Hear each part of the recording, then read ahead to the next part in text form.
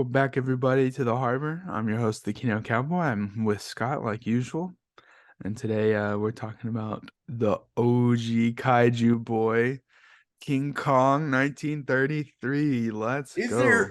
there now, if you don't know this about Kino, not only is Kino Cowboy the king of all Kino, he is the king of all kaiju. This dude Now, knows kaiju yeah, and almost too well. I'm the most obsessive fucking Godzilla fan probably in the tri-state area.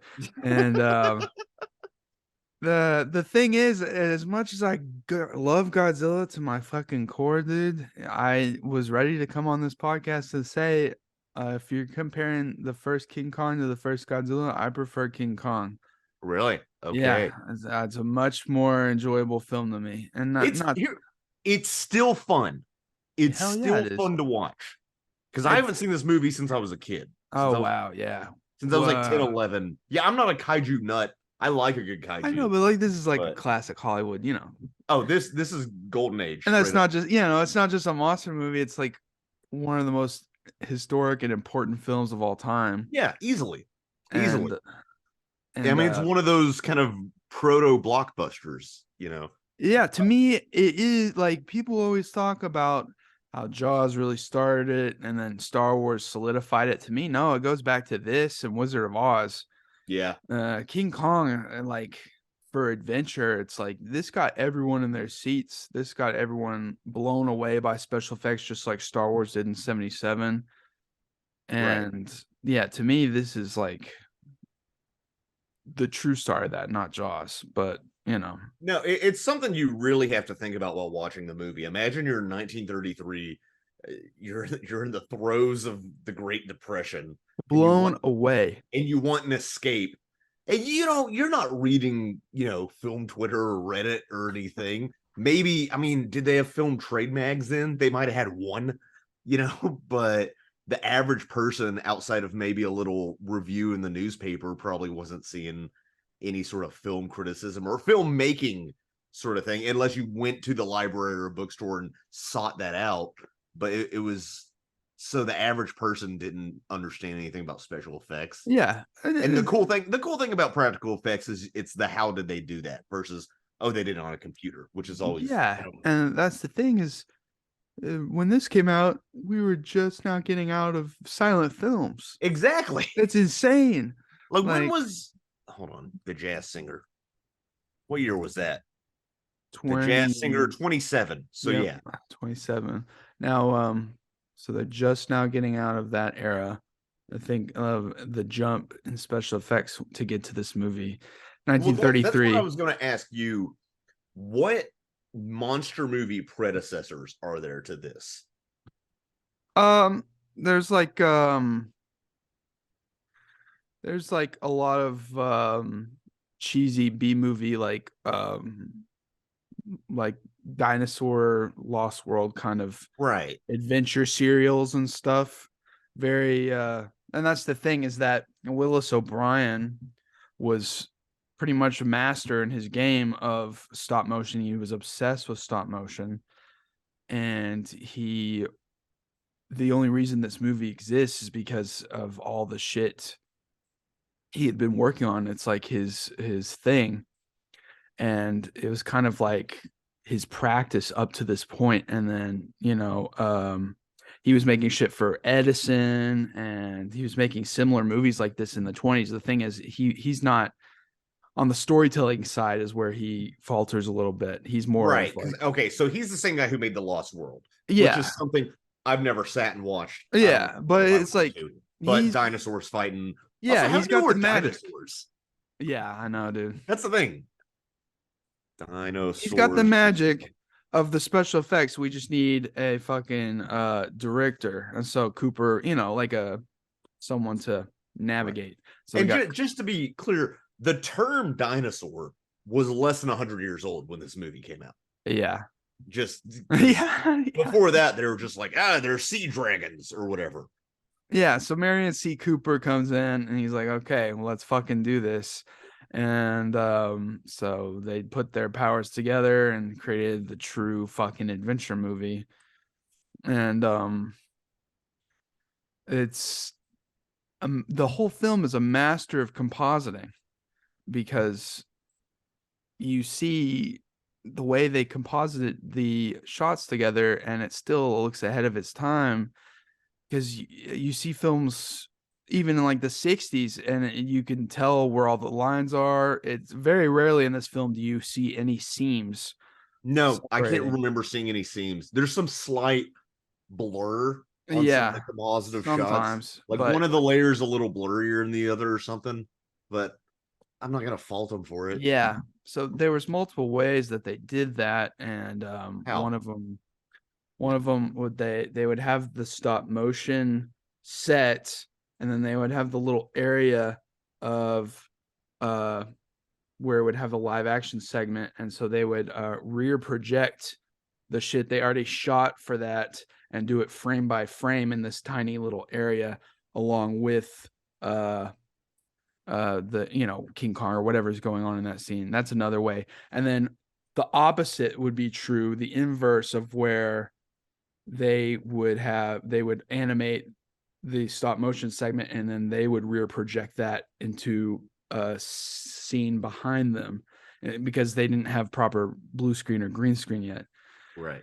And then also before that, in the middle of the film, they were also compositing by literally doing a risky thing where they would put two film strips on top of each other and process them together, one with one piece and one with the other, and they would process that into one film reel. And so there was mess it up, that those film cells are ruined. If you mess it up, it's I guess they backed them up somehow. Surely there's some copy. Yeah, but it's like, dude, you have to tell kids when you're watching this movie there was no fucking green screen in this movie. Like, they just did it all. And oh yeah, I wanted to say, obviously I have to show this off. OG. Yeah. How old is that poster? Huh? Is that an OG original? Yeah, that's an OG poster that my grandpa took from one of the theater he worked at in the 50s. Where they shot Hitler. And also my great grandma for a while in the 50s also ran a drive-in movie theater for a while. Your great grandma? Yeah. Great grandma. So he has a lot of other posters, some obscure shitty westerns from that time, like the equivalent now of like Blue Beetle or The Flash, of like oversaturated shit, just like crap. But yeah, so imagine that comes along and you're seeing that, and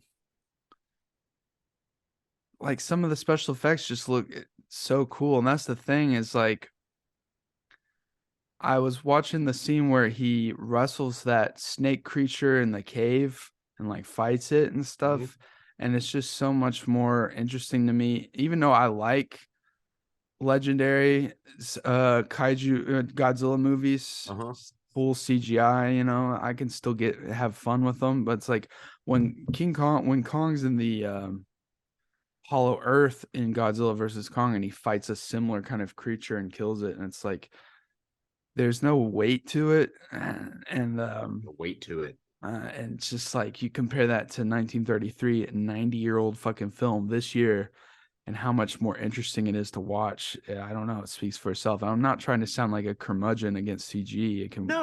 But it's CG a lot of the time. Getting weight right in CG animation is incredibly difficult. Yeah. And I don't know how much you can mocap. I mean, you can mocap some. You can hook up Andy Serkis, but to get a giant gorilla, first of all, these are insane things to animate anyway. It's not like you're animating a normal gorilla. But yeah, no, it's like, I'm cool with it. It can still work, because I do like the character that they give Kong enough character in Godzilla versus Kong, much more than Godzilla, to where you can feel sympathetic for him. But just some of the creature shit in that movie does get a little hollow. It's a campy movie, and it's not a great movie. It's one I enjoyed because it's one of the only movies I saw in the pandemic when I was holed up in the theaters.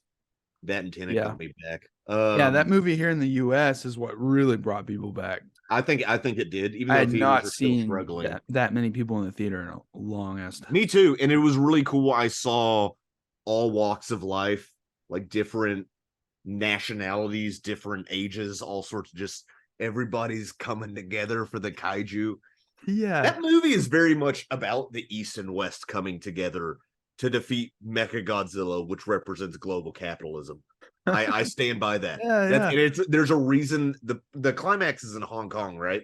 Yeah. Yeah, that's very intentional thematically. It has to be. It's like, okay, you have this like East and West meeting together, fighting, but then they realize the true enemy is corporations. In this very corporate movie, but whatever. Yeah, and then there's the same old problem as all these kaiju movies that the human characters you usually don't really give a shit about. Right. But well, the human characters, they make them interesting. Like Carl Denham is a very fucking Carl Denham is one of my favorite movie villains ever, period. Yeah. He's such a Depression era slimy, greasy businessman, but you also kind of respect him. Because he's not like a Trump who just like inherited it. You can tell, like, no, this dude, he stepped on everybody on the ladder, the backs of his workers were ladders on the way up. Yeah. Toward the end of the movie, he's like, 12 people died to get this. He was like, he doesn't give a fuck. Yeah, dude. And like, the truth of the matter is he does care about his craft, but he also cares about exploration and right. He also wants to be an artist in a way. Yeah. Like, because he's still like, I would have shot the Rhino. It would have been a great shot, And I think he legitimately wants that great shot, but he wants the thrill of it too, And filmmaking, especially back then, is so physical. Doing whatever it takes to make the film, right? Yeah, we can all relate to that. You got to respect it. But also, like, it also represents the crazy, insane risks that were being made to make actual movies back then. This was 1 year before the Hays Code was kicked in. And I mean, this was back. There's that Noah's Ark movie where they just drowned like 500 people for a shot. You can go watch it. They're just like, all right, now we're gonna get a hot air balloon full of water and just dump it on these people and film what happens. There were no unions. WGA would be striking back then. What WGA? And the film, I almost forget every time, but the film just starts with he already has a crew. He's already about to sail off. He just needs a leading lady, and it starts with them next to the boat. And they're talking about what's going to be going on. And he goes looking for his leading lady. And I think it's kind of interesting. The first scene of the movie is them talking about Carl Denham. Yeah. Off screen, kind of hyping him up. Yeah. And then you see Carl Denham, the real monster. But and then you see Carl, which is an interesting choice. I don't know how necessary it is, but it works because it does hype you up. Like, oh, who's this guy? He's mysterious. But then it immediately shows you, and he lives up to that. What it does is it shows you that he has a reputation before it just shows you, and it shows you that he's known and he's important. Even in this, when people reference Carl Denham, the director, Ann Darrow's like, oh, you're Carl Denham. She knows who he is. Yeah. Also, Ann. So I did more recently, maybe around the time Godzilla vs. Kong was out, watch Peter Jackson's version. Yeah. And in there, Ann is like a cabaret theater performer. She's doing vaudeville stuff and juggling. And this, she's just some broad, She really basically a homeless chick. She's basically homeless and naive because it's the Depression. Yeah, and it's fucking greasy because the first place he tries to look is like a fucking shelter, or he's like handing out shit to vagabonds to look for a leading lady. No, it's which is also weird. Is like film acting as a craft back then. What was it? So you just had to have the look. I think it was really more about that than anything. But yeah, it's like I guess once talkies were in by this point, so it started to change. It's like you haven't seen Singing in the Rain. Damn. Yeah, I know. It was like in Babylon. I've seen pieces, but yeah. But it's like he wants to fucking find pretty much a homeless woman because she'll be desperate for a job and be It's like willing to do Andrew it. Tate picking up random Romanian women and forcing them to go on OnlyFans. That's what it Yeah. is. Except Uh, not sexual, but you're Except Carl taking them Denham's to a cooler than private Andrew Tate. Epstein Island. Yeah, I don't know. And Weird Epstein Skull Island.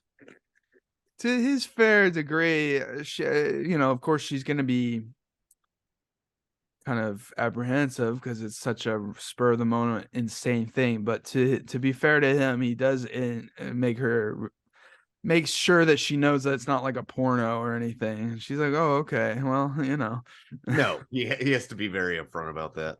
What do they say for that? I'm trying to remember. I watched it a couple days ago.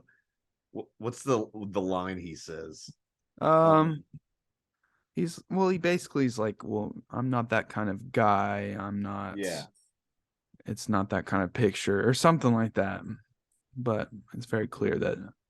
No, it's very clear. It's subtler because it's 33 and they can't be like, I'm not going to make you give me a handy, lady. They're not going to throw that out. Yeah.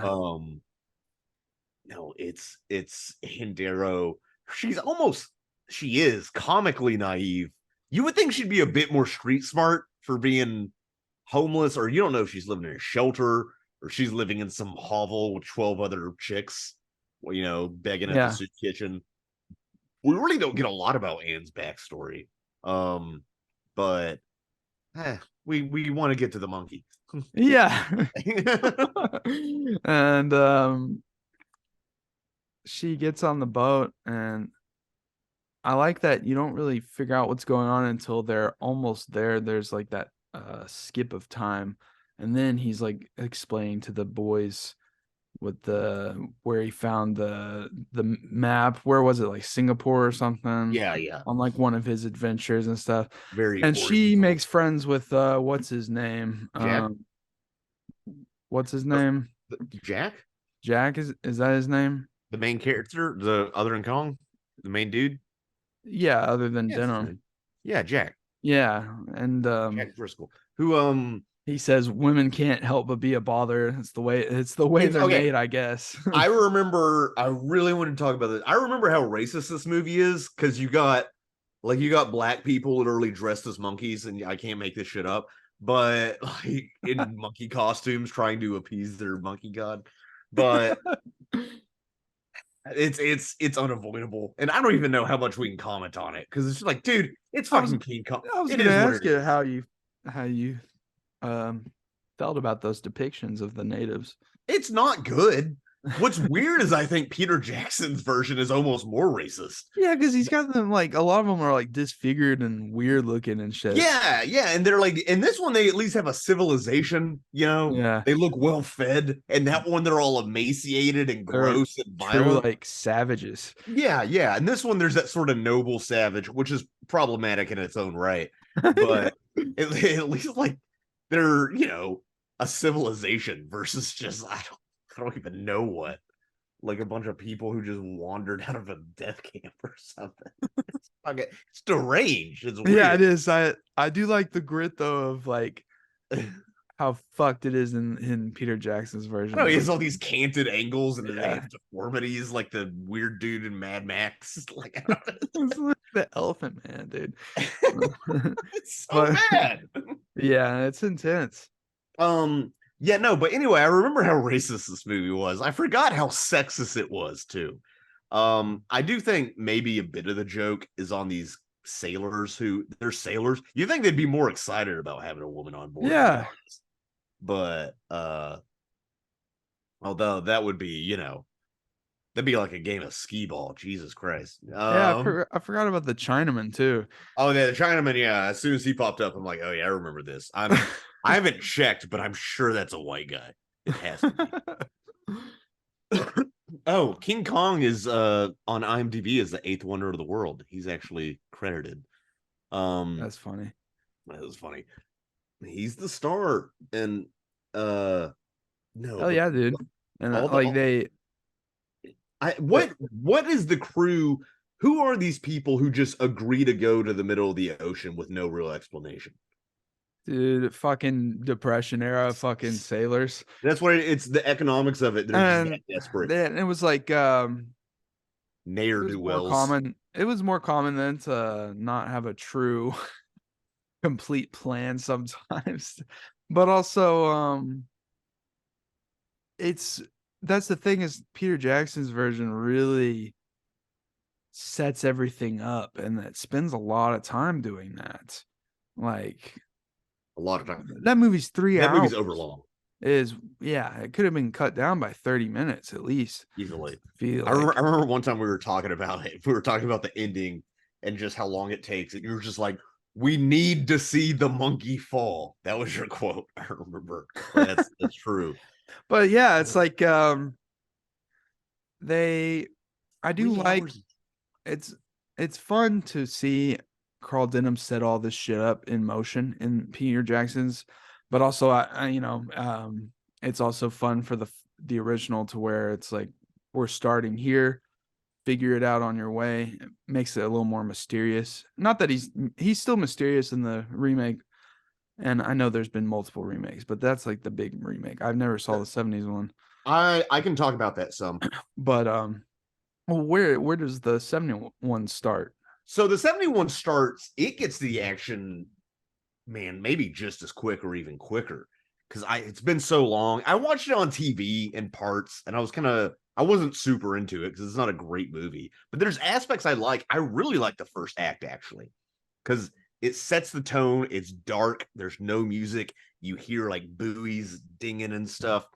And Carl Denham's talking. Charles Grodin, I love his interpretation of Carl Denham because he's just got that like aggressive sort of. He's an oil man in this one. He's looking for oil. He's not a filmmaker. And he goes into the boat and he shows them like a film reel. So it gets to the explanation pretty quick once they're on the boat. Jeff Bridges is like a reporter, I think, who just like fake drunk, like stumbles his way onto the boat, bribes a guard or something. And there's this idea of they don't know exactly what's on the island. They had this like satellite or something geological survey where they know there's oil there. But there's this fog wall around it. So I really like this idea of like we actually don't know what's on the island versus having the idea of, oh my God, there's these magical, whatever lost worlds sort of things. So I actually really like all of that first part. Once the monkey in the rubber suit and stuff falls apart, it gets corny. It gets corny real quick. And there's some hammy ass dialogue. Yeah. At the end, he's on the Twin Towers because it's even bigger, but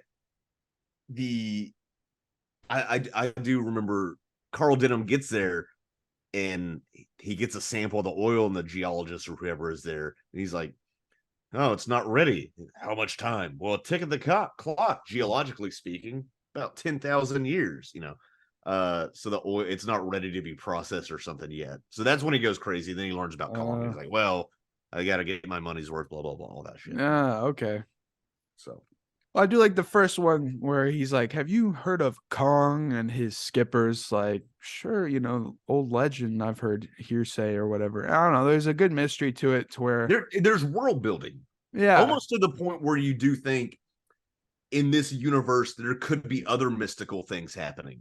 Yeah. Hidden away at the dark corners of the map that are slowly, the last corners are being uncovered. Yeah. But also it's like, hypothetically speaking, a giant ape isn't too far-fetched of a mythical or mystical thing. It could be, if especially when all the four corners haven't been completely filled in yet, it's like, okay, there could be some giant species of animals out there. Right. No, it's not a completely fabricated thing or like, oh, the dinosaurs didn't go extinct here.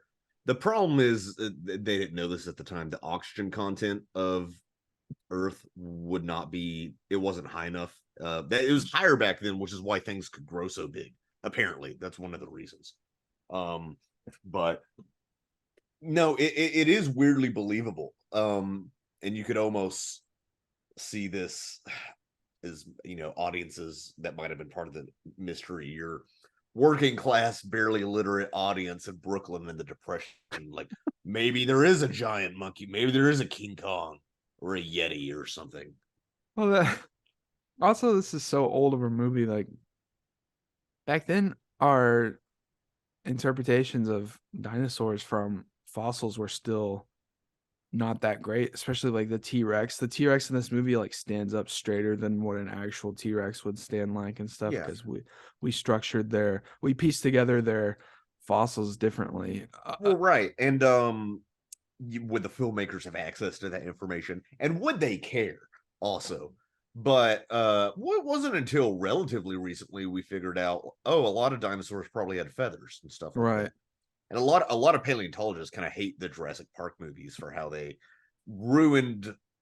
I mean, it was closest as possible to its time, but stuff like velociraptors in that movie are completely inaccurate. Velociraptors were like chicken size in real life, but they're cool as hell in that movie. Hell yeah, dude.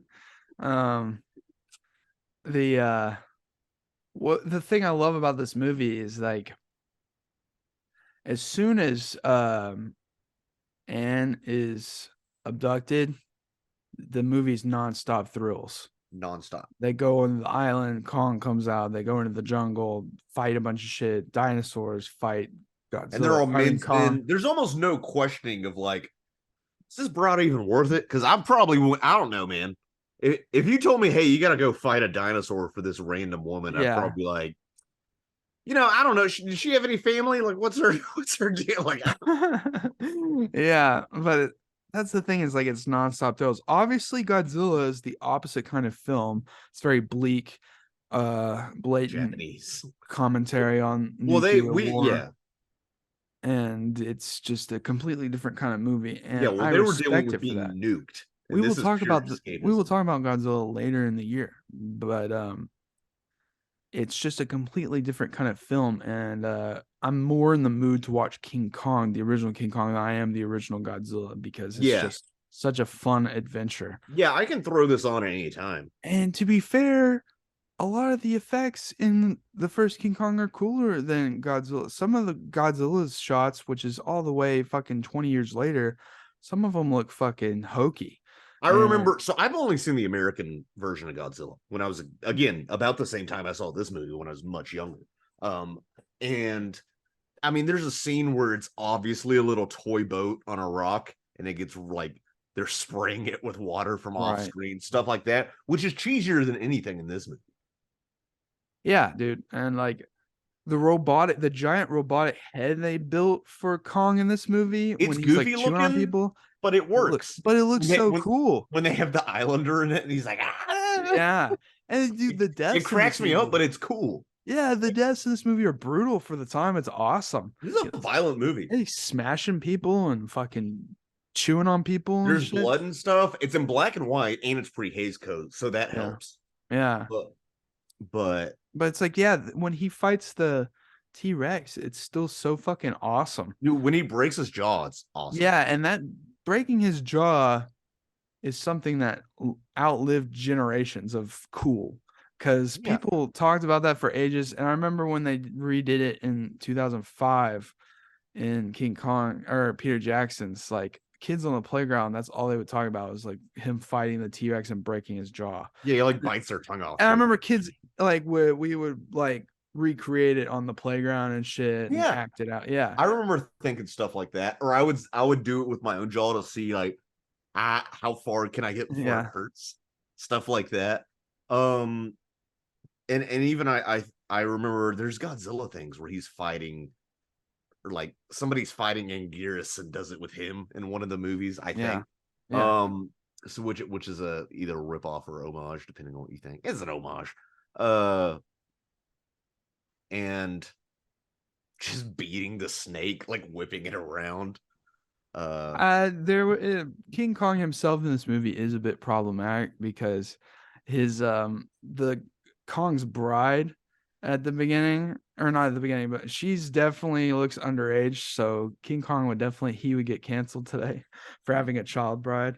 Right. Well, the concept of adolescence did not exist until after like the Industrial Revolution or something. But also he like when Anne's passed out in his hands, he starts taking off her clothes and shit. He's a fucking. Why does a giant monkey want to bang a human woman anyway? He's in love with her. She's beautiful. It doesn't make any sense. Doesn't matter. And also, I like how the Islanders who have never seen white people before are immediately like, the blonde white woman is hotter, which is a problem in itself. Yeah. It's like, oh, this standard of beauty we've never seen before. We prefer this because it's obviously better. The European standard is obviously better. Yeah. Do you think there was actually any purposeful commentary about the consequences of the white man trying to conquer others' land and culture and shit and sticking their noses where they didn't need to? Or you just think it's a product of its time? I think it's a product of its time. Yeah. Mostly, maybe that was in the back of their head, or maybe one of the staff on there who had really no input on the movie had read some books. But I think we were still in this colonial era of I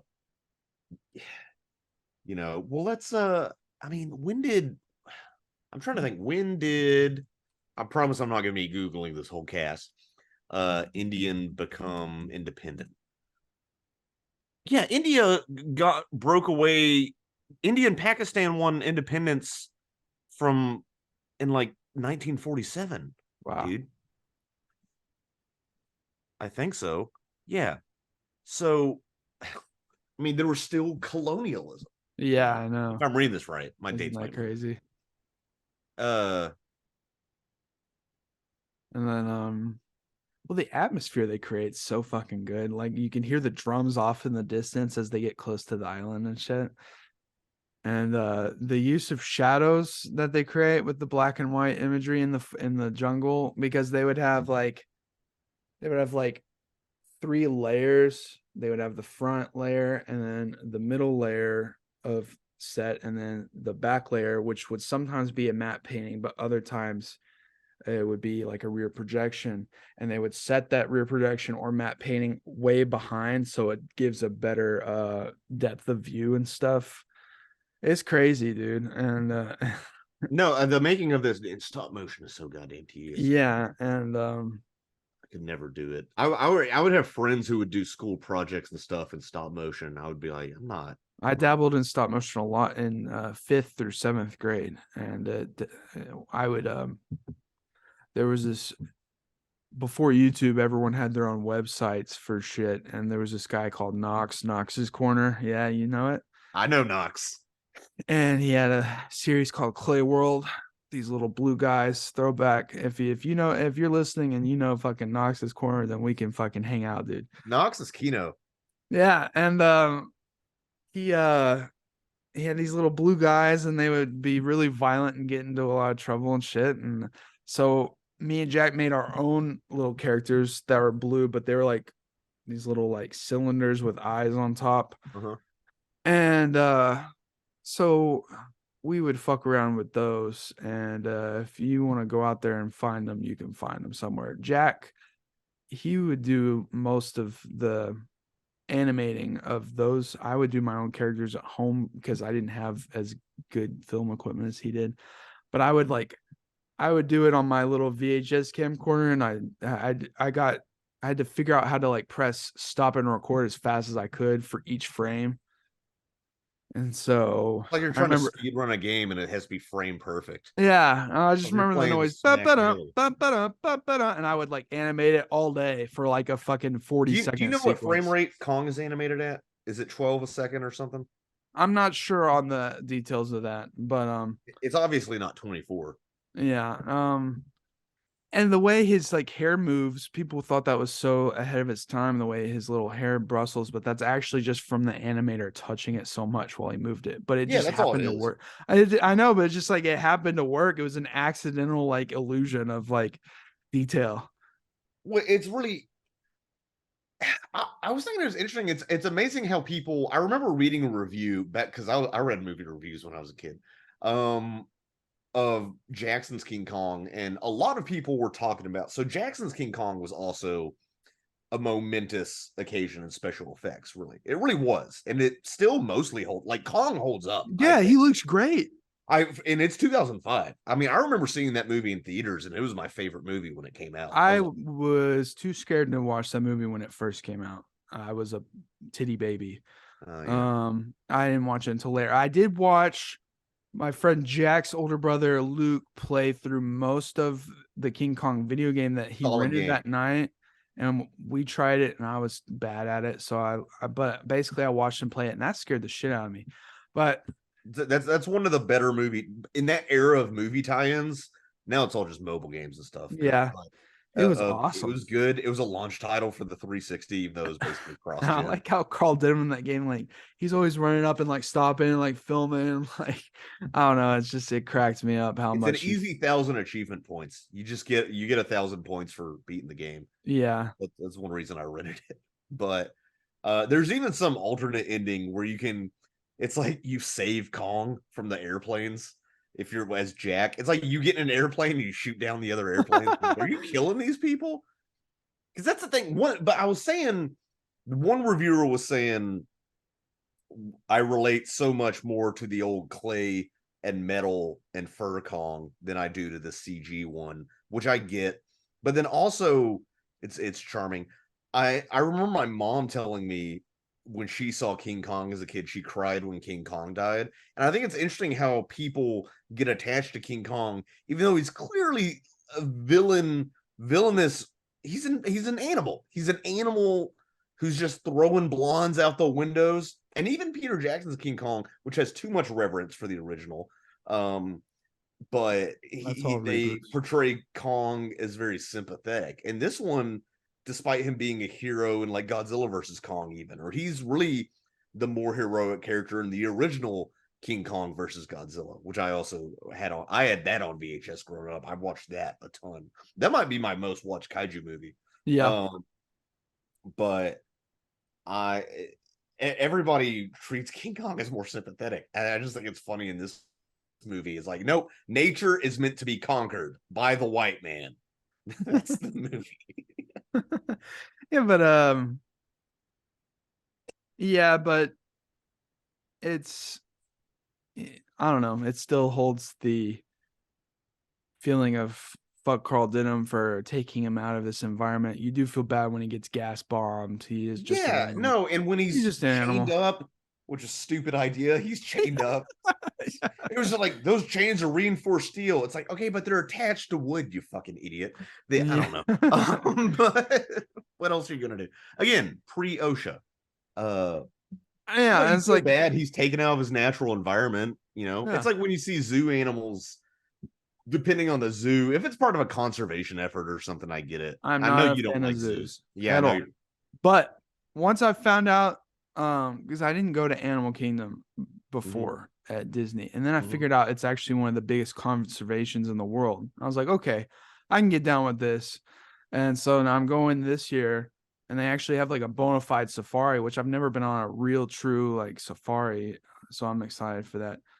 But I guess this does lead into a quick side hop to Universal Studios for getting rid of Kongfrontation, which was like one of their big fucking things on the tram tour. It was like, okay, there's this giant King Kong that you have to pass, and he's like shaking the bridge and shit. And like, as a kid, I would watch that on TV, and I'd be like, holy shit, I have to go to Universal Studios. That is incredible. And it was like a flagship thing, and they got rid of it. And what they replace it with? I don't know.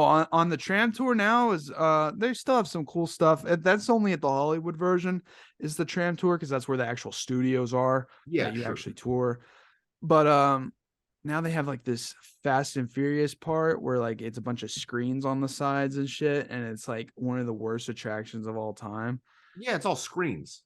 And that's the thing. It's like when I went to Universal for the first time 2 years ago, I was like, oh, they have a King Kong ride. I didn't know anything of what changes had been made. Oh, it must be like the one I saw on TV as a kid. No, it's based off of like Skull Island pretty much. But yeah, you get into this safari vehicle, and there's a bunch of 3D screens, and they hand me 3D glasses. As soon as they handed me 3D glasses, my heart sank into my ass. I was like, fuck. It's like, oh, look at all these bugs flying at me and stuff. And it's like at the end, there is a giant head of King Kong that's an animatronic, but by that point, it's like too late because it doesn't serve any purpose to the story or anything. It's just like, oh, that's kind of neat. It's not threatening at all. It's just like a little, oh, okay. And the rest of it's just a screen ride. More like top 5 most disappointing things in my life was that. And so yeah, Universal fucked up because King Kong, the licensing could be like the possibilities of what they could do with this license is fucking unlimited. For a ride, yeah. For a ride, for anything, I say like, if they made another Godzilla video game, I'd play the shit out of it. Yeah, I don't know, and that's the thing. That's the thing about Peter Jackson's King Kong I do like is the bugs and creatures and shit are fucking gruesome, as scary as fuck. The leeches. Yeah. When the leech eats that guy and he's still kind of moving, but he can't get out, and it's just going down on him like a Vegas horror. That's a hard PG-13. That is a hard PG-13. Yeah, I saw that in theaters when I was when it came out. Yeah. This movie's a hard. There was no MPAA. I know, but like, yeah, for 1933, it's pretty intense. Pretty intense. And as soon as the natives take in, I'm like, look, like what I'm saying is like, you better be paying me a lot of fucking money to go to that island in the middle of the night, dude, to fucking go save this chick. I don't care. No, that's what I was saying. 12 people died. I guess they didn't know there were dinosaurs and shit. Oh yeah, but still, you hear stories about crazy natives and whatever. Well, there's that one guy who went to, what was it, New Guinea, Papua, how do you say it, New Guinea? Yeah. Papua New Guinea. And he's like, I'm going to be a Christian missionary and go talk to these islanders who don't speak English and tell them the word after of Jesus. Being warned multiple times. Yeah, after being warned, and they immediately killed him. Yeah. And I was like, well, that scared the shit out of me as a kid. Well, I thought that was more recent. That's probably happened multiple times. Oh, was it? I guess. I just remember there were stories of that. There are tribes where they know that they will see you as who knows what, maybe a spiritual threat. You're coming from beyond the edges of the world. I mean, imagine that. And imagine the people in this. These people come, they have guns, or imagine being a Native American and the Spaniards show up on horses, an animal you've never seen. They're all wearing armor. You don't have like that level of metallurgy. You don't have really any pack animals other than like a llama in South America, you know. Yeah, it's an insane thing. That first contact, it'd be like if we met aliens, you know, they'd be so above us. It's terrifying to think about. Yeah. But maybe not as terrifying since you live next to a giant monster. I like the wall doesn't keep out either. Yeah. When he opens up that door towards the end, that's like one of the most iconic cinema shots is him. Yeah. No, I would love to see this in theaters. How many people, how many natives live on this island? Because it seems like they sacrifice people to him a lot. And it's like, how many people? Yeah, the island, how big is it and how does it sustain this ecosystem? Which is, you know, and why does Kong need a sacrifice? What's he doing? Surely he can eat berries and shit. Like, I don't know. I don't think they know. I don't know. They're illiterate. They're just, well, I don't know. Because he doesn't eat people. He just like chews on them and throws them and crushes them and shit. Yeah, he's just violent. Well, yeah, you know, gorillas are mostly vegetarian. Anyway, and I like the movement of Kong in stop motion. It adds such like a charm to it. Later, you know, from our viewpoint. And you can draw a direct line to how the Bumble was animated in the Rudolph of the Red-Nosed Reindeer in 1964. It's like the exact same kind of thing. And it's almost feels like an homage, definitely, to King Kong. But I watched that Rudolph movie a lot growing up during the holidays. And so when I was shown King Kong, I was probably like 9 or 10. I don't know. That's really when my stop motion urge kind of sparked. Really? Yeah. I was never, all those claymation holiday specials, I was never really into them. Oh man. I never cared. Seen all of them. Really. Yeah. So a lot of them I didn't see just because I was never into them. That's like the original MCU, dude. Because because you have the team up and stuff. You you have Frosty, which is the first one is animated, traditionally, but then you have Rudolph, and you have Santa Claus. He has his own. Santa Claus is coming to town. You get his intro, and then you get the year without Santa Claus. You get Rudolph's Shiny New Year, and then there's one where they team up. Rudolph and Frosty team up, and it's Rudolph and Frosty in July. And there's crossover events too. Like they have their own version of Civil War, I guess. Not really. But I don't know. Yeah, Rankin Bass fucking rules. I fucking love that shit. Jack Frost. They even had like an Easter one.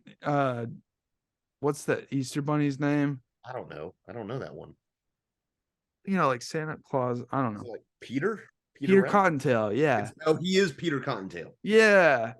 They create this whole lore about the Easter Bunny, and it's actually pretty cool because I hate Easter and the Easter Bunny normally, but like you hate Easter? There's like a time travel thing in it. I don't know. It's cool. It is weird that Easter. I always say Easter is more important. Like the reason Christmas is important theologically is that so Easter could happen with the crucifixion and resurrection. Yeah. So Easter is really the bigger holiday on the Christian calendar, but we just kind of gloss over it because the real religion is capitalism, consumerism, and it's I don't know. It's a weird thing. Anyway, this movie. There's nothing. Yeah. Let me ask you this, and we'll get to the ending and the third act in a minute. But what do you? It's funny when we watch these movies for the cast, dear audience.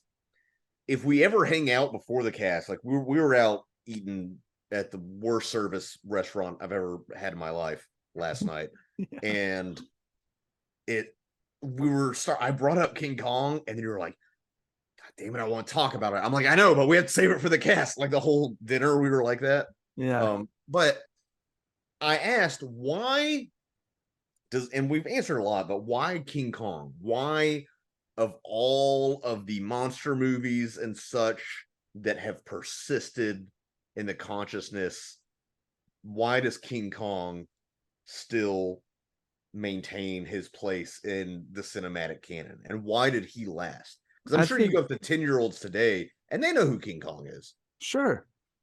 I think, first of all, the easiest answer is that it was lightning in a bottle. But leading up to that, you can track how everything came together and just the right way. And it's like this guy had been working on these kinds of things for a decade now and has been trying to perfect his craft and just needed the right vehicle for it, basically. And now that we've entered a new age of cinema with what they could do, it was kind of like Jurassic Park in 1993. It was like George Lucas watched that and was like, okay, the technology is now here. I can make the Phantom Menace. It's kind of like that. It's like, okay, it was just the amount of time where these good creative forces could come together and make something iconic, and you can just track their progress. If they would have tried to make it 5 or 6 years earlier, it may have came off too cheesy or corny and people would have kind of played it off. But because they perfected their craft so much leading up to this point, that it was just an instant like success, and people had never seen anything like it before, and it felt and looked so seamless, and it captured such an interesting wonder. And I'm sure a lot of people were into adventure at that point, but at the time a lot of adventure serials were for like little kids, but this was like a full, anybody could go see this and be thrilled by it. Unbelievable, just like Avatar in 2009 for CG, except on a fucking better and bigger scale. Right. And Kong is a character. He's not just a dinosaur. And even Godzilla, you could argue, is kind of just a dinosaur as a character. Versus Kong. No, I'm just kidding. No, he gets fire breathing later in the movie and stuff. But He's always at it. In this, it's completely fictional because it's a giant monkey, but still relatable enough. It's a giant monkey, which is such a simple idea, but the fact that they were able to do it, and I think the branding was there, and also again the economic prospects of being in the Depression, but sound technology and other technologies had developed enough. And I think it's archetypal. It probably different like Native American Sasquatch legends were probably trickling into the consciousness. You had stuff in the Orient, the Himalayas, as the world slowly globalized and became more industrial. I mean, it was fully industrial at this point, but not every country as much. You had maybe Yetis creeping in. They might have heard of tales of that. And I do think it was it was a different age of exploration. Physics. We were learning more about physics, about electricity, was still kind of new. And the atomic world, I guess, was becoming more and more known about. So I think that there's this idea of exploration of the physical universe in that sense, which also lent itself to this sort of late colonialist stage. And also that it did also quality. Yeah, it's quality, and also it snagged people. It cashed in on the idea of people are ready for this giant blockbuster kind of storytelling, like the climactic, the idea of having a giant ape escape into New York City brings about a scale that probably hadn't been seen before in that quality. And him climbing a building while planes are shooting at him and stuff, that is like insane level of scale and like intense. Well, and the set pieces are well designed and creative for the most part, some more than others. Some, okay, we're shooting at a stegosaurus because it's charging, although that's simple because it's introducing the idea of like there's freaking dinosaurs on this island, watch out. But even things like when he's shaking them off the log, which is another interplay between physical actors and Kong, which however they did that, but it could have just been, oh, Kong's walking through the forest and he scoops him up and throws him away, or scoops him up and eats him. But just because you have that little set piece of knocking down the log, it builds tension in that little set piece. Will, in the like unit objective screenwriting, will King Kong knock them off the log? And then he knocks them off the log. Okay, but he falls into a cave. But the stakes are raised now because now he's reaching into the cave, and now a little salamander's growing up. Just those little beats along the way add up to something. Instead of it just being spectacle for spectacle's sake, there is a tension rising through storytelling as it happens in each set piece, mostly. Some of them more than others.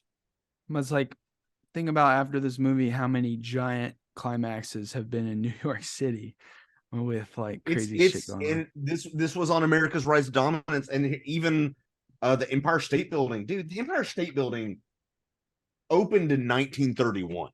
Wow. And if you notice on this movie, I didn't even think about it. They don't even have the spire installed.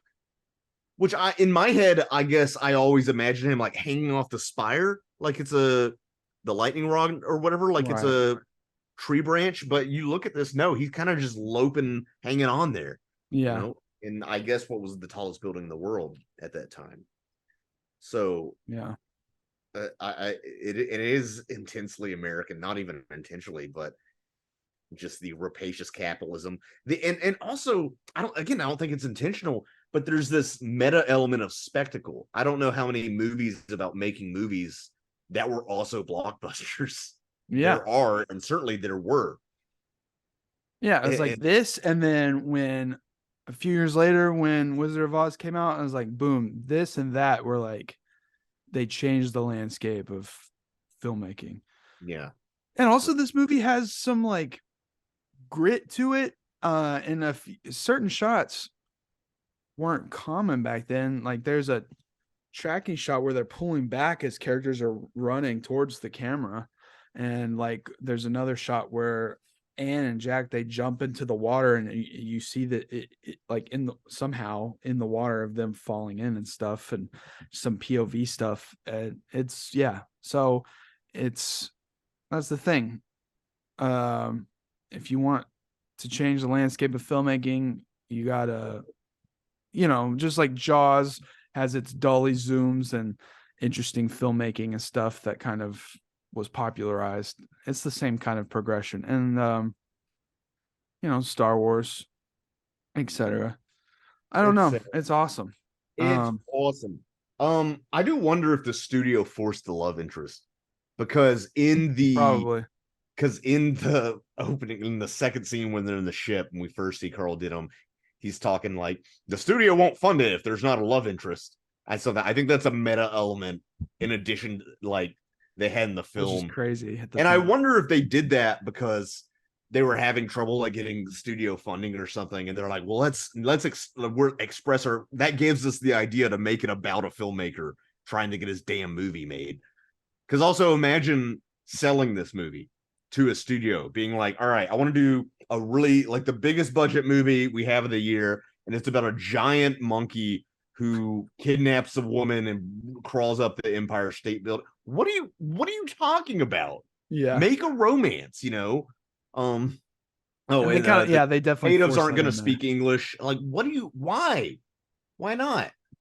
Yeah, because like it happens so fast when they kiss, and so he's like, I love you, and she's like, Jack, you hate women, and he's like, I know, but you ain't women. It's like, what? It's almost like the manic pixie dream girl, like from Fanboys or something, Christabel's character. And then it's like he's a sailor who's never seen a woman before, so he falls in love with the first one he sees. Yeah, like it's stupid, but like, hey, it is stupid. If they had to do that to get this movie made, then fuck it. It obviously paid off. Obviously, you got to give something for certain audiences, I guess, but I don't know. I like that he kind of implies how they're gonna take Kong back to the United States, but you don't see it at all. It's just like, boom, now we're here, and he's tied up, and they're about to show him to a fucking audience. Yeah, who cares? Yeah, and also, how do they keep him tied up and sedated for the entire time? I don't know. Yeah, the boat doesn't even look that big. Yeah, it's it's definitely not. And it's something even in like the 1970s one, it's an oil barge because they were expecting to get oil, so he's down in the tank underneath. Yeah, so I guess it makes more sense. Although it's a movie about a giant monkey. I don't really care that much. Okay, they show up, they tie him up somehow. I guess they just keep gassing him. Yeah, and then I like outside the box office. The guy mentions like, I paid $20 for these tickets, dude. That's $466. I looked it up. Yeah, almost $500. And then Carl Denham says like they made 10,000 in the box office from pre-sale or whatever. That's 230,000 today. So, and he was expecting to do multiple shows for fucking months probably. And also, I think your mic went out. Yeah, it's okay though. No, I can't hear you. Oh, wait. Nope. Oh. Okay, we're doing this raw. I'm switching to my laptop mic. Can you hear me? Yeah. Okay. So another point I didn't think about until now is like around this time, World's Fairs were really fucking popular. So this was definitely a kind of take on that in a way of a giant attraction like this. And so I just thought that was interesting because there was a 30s World Fair, and in the World Fair they even it's fucked up. They even had Filipinos like dress up and live in like huts to be like, look at how the savages live. And so those were exhibits. So there was still that sort of voyeurism, noble savage stereotype being played out there. It's just the culture at the time.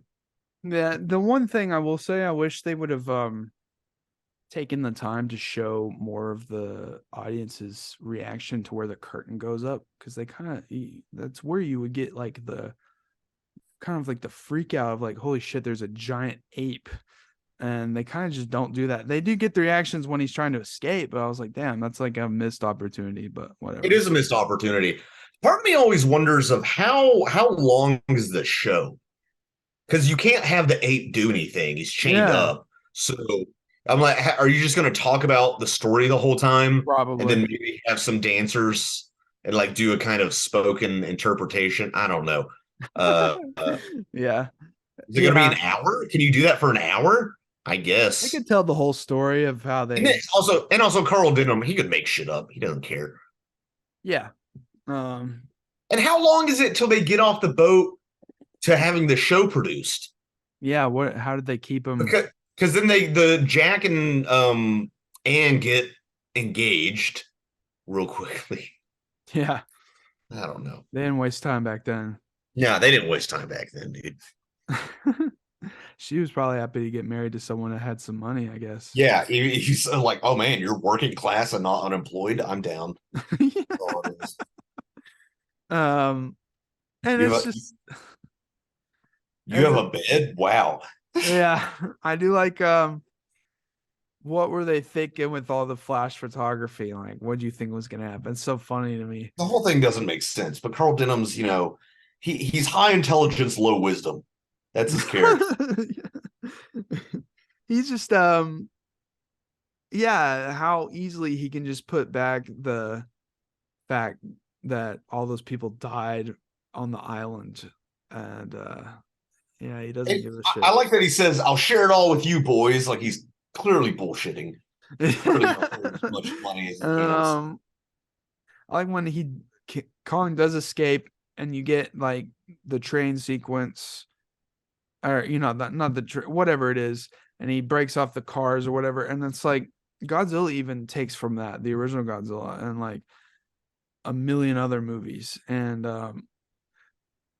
I thought like just having Kong as like or any creature as a rear projection and then live action in front was already complicated enough, but then you get the shot where he's in the middle of the street and there's live action down here, there's live action up there, and there's live action way in the back, and I'm like, what the fuck? How is my mind being blown 90 years later by just one shot? And it's so fucking cool. And you mess up one, like you're animating Kong and then you play it back and it doesn't look right, you're gonna have to redo everything just for that shot. So, and that's the weirdest thing, is like, we'll get to this in a second, but like how quickly they put this movie together, and then within the same year they put out Son of Kong, and like the end of 1933, which that movie's a piece of fucking dog shit. But it just blows my mind how fast they could fucking put these things together sometimes. What is, because I didn't watch it because it's dog shit. Like, what is Son of Kong about? They find a son on the island? Well, that's the thing, is like there's a whole build up to like going to this island where, yeah, there's like a son of Kong or whatever, because King Kong's dead now and he wants to get that or something. My mind's kind of blurry. I was like not into the movie at all. Okay. But like most of the movie is like this girl and like this love interest and trying to get to the island. It's like the last 10 minutes are like the island and the son of Kong, and it's just this brief like interaction and like problem they have, and then it just kind of ends, and it's like, what the fuck were you doing? Son of Kong just walks off. I don't even remember how it ends, but I just remember like Son of Kong only being in like the last 10 minutes of the movie, and it was just this shoddily made fucking cash grab. And they made it quickly because they didn't do much stop motion, is why. Yeah. It's what do you think of overall Peter Jackson's King Kong? I think it's a good movie. I think it's not a great movie, but it's a very entertaining movie that should have been shaved 30 minutes. And I agree. If it was shaved 30 minutes, it'd still be almost 3 hours. The movie's like 3:20 with credits. Yeah. Yeah, but 30 minutes, yeah. Shave that off. I love Jack Black in the movie. I think he's a great Carl J. Yeah. And that was a big role for him, because that was he was out of School of Rock, and it was like, oh, he has a serious role. Yeah. And then playing a famous movie later. Yeah. And he did what? Tenacious D. Tenacious D a year later. Yeah. Sandwich between School of Rock and Tenacious D. I love that guy. Sometimes people give Jack Black hate. I'm on the Jack Black. Who? I've never met anyone that doesn't like Jack Black. I just internet neckbeard incels. Probably people that are jealous of him. Yeah. That he could be fat and happy.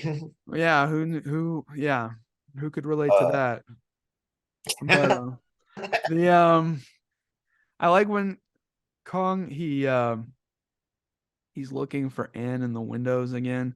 So it's like, not only did he have that child bride, not only did he try to be a peeping Tom and take off her clothes while she's asleep, but now he's like spying on chicks in their fucking bedrooms. And he's a triple he has this threat. goofy face. We have to cancel the fucking King Kong, dude. No, yeah, he has cancel King Kong. He's a pervert. Yeah, he's a pervert. And when he does see her in the bedroom, he like makes that like the soy jack face, and it's so goofy. It's so funny though. And the when they have the arm reach in to grab her and stuff, it's like they had to film stop motion a giant arm so they could have like the projection, and then for some reason, because of how the placement was, and then it cuts back and it's an actual robot arm pulling her out, and it's like a double effect thing going on. I don't know. But and then obviously there's the iconic shot of him holding her above the city and their projection behind her. And it's like, people that complain about green screens now, it's like, go watch this. It's like rear projection. It's pretty much a green screen, and it was used to great effect back then. It can be used to great effect now. It's another tool. Yeah, it's another tool. And I think a lot of the complaints with movies now is because of production schedules, they just do a lot of stuff in post. Yeah. Kind of they rush, Disney, Marvel, blah blah blah. Yeah. Turn it out. But the thing that's always funny to me is Carl Denham receives no repercussions whatsoever. That we know of. No, it's just like, oh man, but sucks, bro. Yeah, it's even the way the cop talks to him, and it's just like basically like, whoa, like this is crazy. Yeah. Well, you didn't. I mean, what law would that be breaking though? Bringing a giant 20-foot tall monkey that tears up the city and kills 20 people. Yeah, that's your fault. That's your fault. How is that written into the law though? What charge is it? I don't know. Is it like assisted murder? Can you charge Kong with murder? He's dead. So are you assisting a crime at all?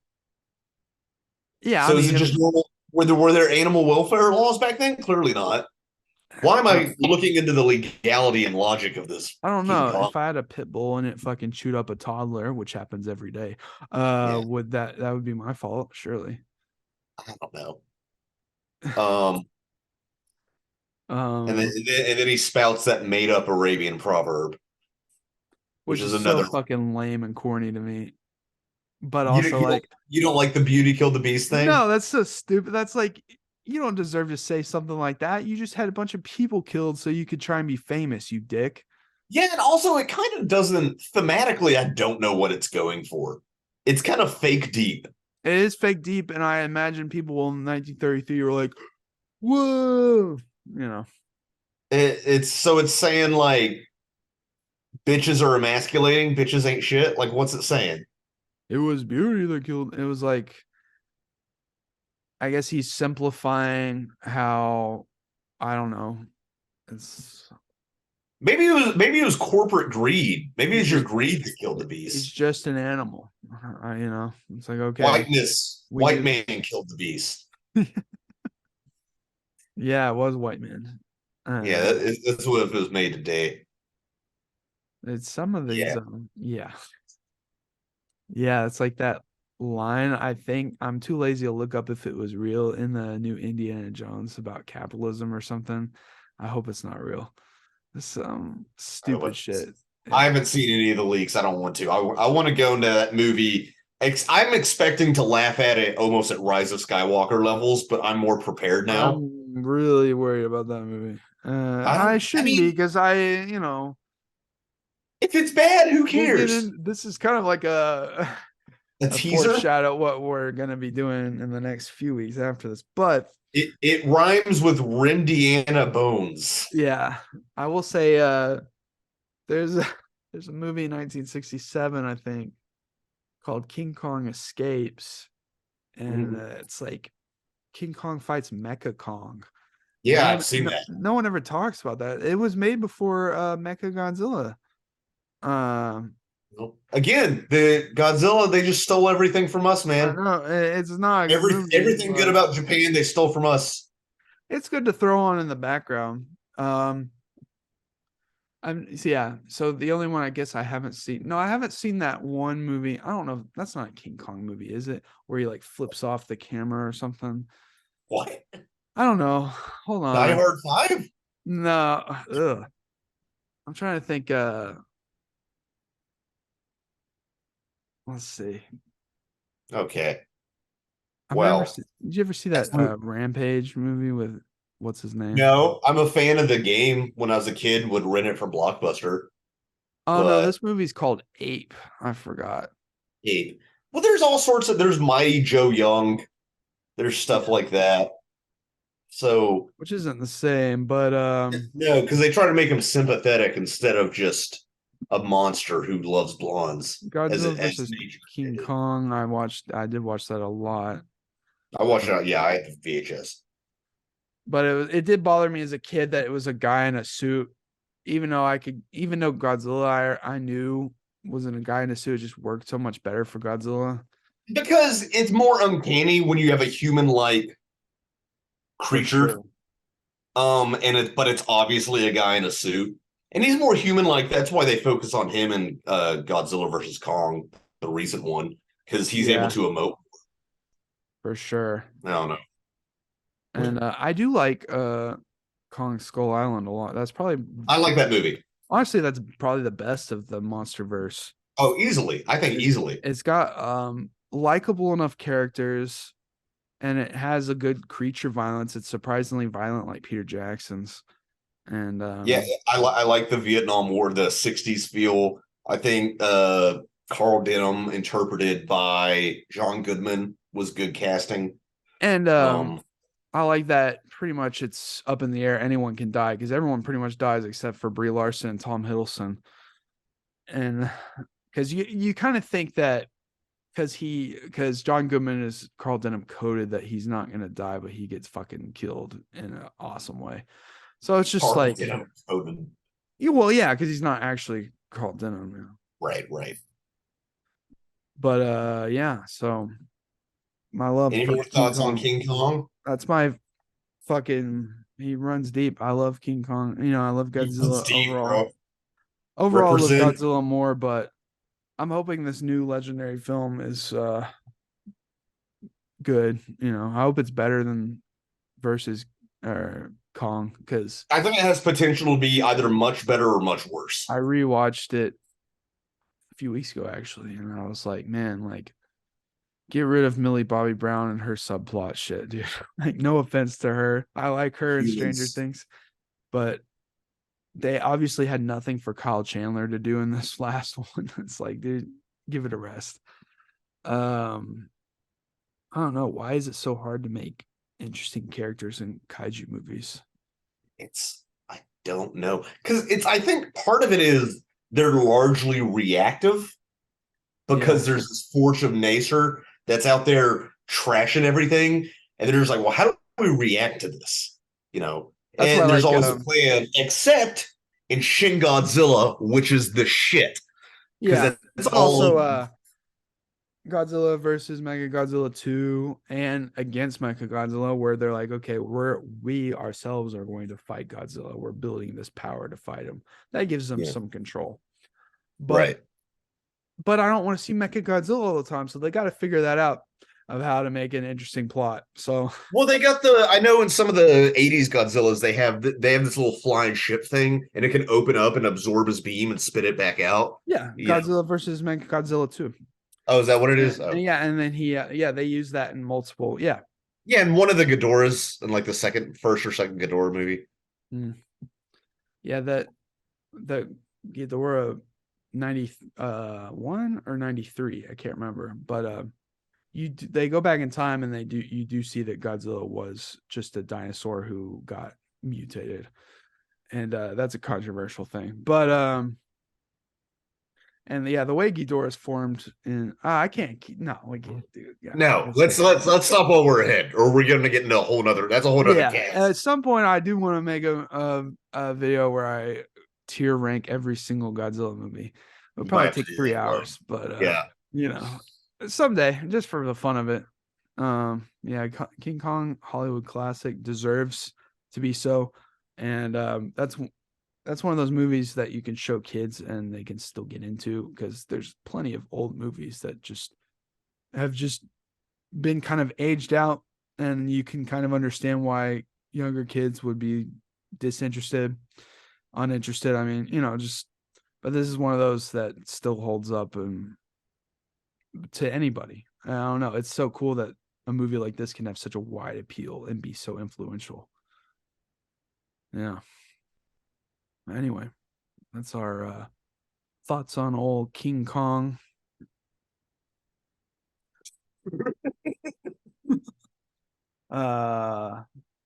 Fay Wray, Fay Wray, she had one of those like starlet kind of things where she was only active for like 12 years and then fell out, probably because she wasn't young and hot anymore or something. The time was somewhat shorter back then, but it's still short now for most actresses. I know, of course it is, but I feel bad for those starlets back in the day. Like, just like your career's more dead than your ex. Yeah. And but she was in the 1932 Most Dangerous Game adaptation, which I have on HBO Max. I'm gonna watch it because I loved that short story when I was a kid. It's good.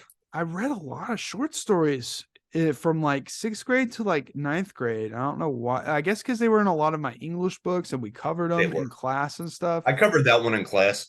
Yeah, I just that's another classic of a similar vein. That's probably why she was cast. Yeah, so I'm gonna watch that at some point soon because I heard it's actually a pretty good movie. So yeah, Fay Wray. Anyway, you can definitely tell that this movie was led to Ray Harryhausen doing what he did. Obviously was heavily influenced by movies like this, and he went on to do Clash of the Titans and all these incredible effects in the 60s or at the 80s and all that. So yeah, this is one of the most influential movies of all time. I love it. Anyway, anything else? Monkey. Thanks for watching, everybody.